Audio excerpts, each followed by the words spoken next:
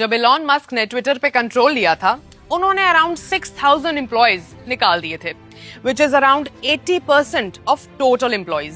सब शॉक्ड थे कि ऐसा क्यों?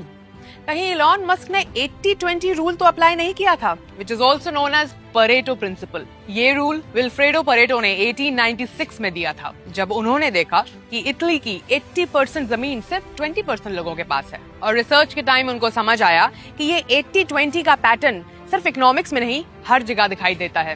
Productivity, business, relationships. 80% स्ट्रेस सिर्फ 20% चीजों से आता है। 80% एंजाइटी सिर्फ 20% ट्रिगर्स से होती है। 80% हैप्पीनेस सिर्फ 20% एक्टिविटीज से मिलती है। 80% दुनिया की वेल्थ सिर्फ 20% लोगों के पास। 80% बिजनेस रेवेन्यू सिर्फ 20% कस्टमर्स से ही आता है। और 80% स्टॉक मार्केट प्रॉफिट्स सिर्फ 20% इन्वेस्टमेंट से ही मिलती है। आप अपनी लाइफ इंप्रूव करने के लिए ये 80-20 रूल अप्लाई कर सकते हैं। अपनी लाइफ में वो 20% टॉक्सिक एलिमेंट्स को पहचानो जो आपकी लाइफ में 80% स्ट्रेस ऐड करते हैं। अपने रिलेशनशिप्स में देखो कि आपकी 80% हैप्पीनेस सिर्फ 20% लोगों से ही आती है जो आपकी जेन्युइनली केयर करते हैं।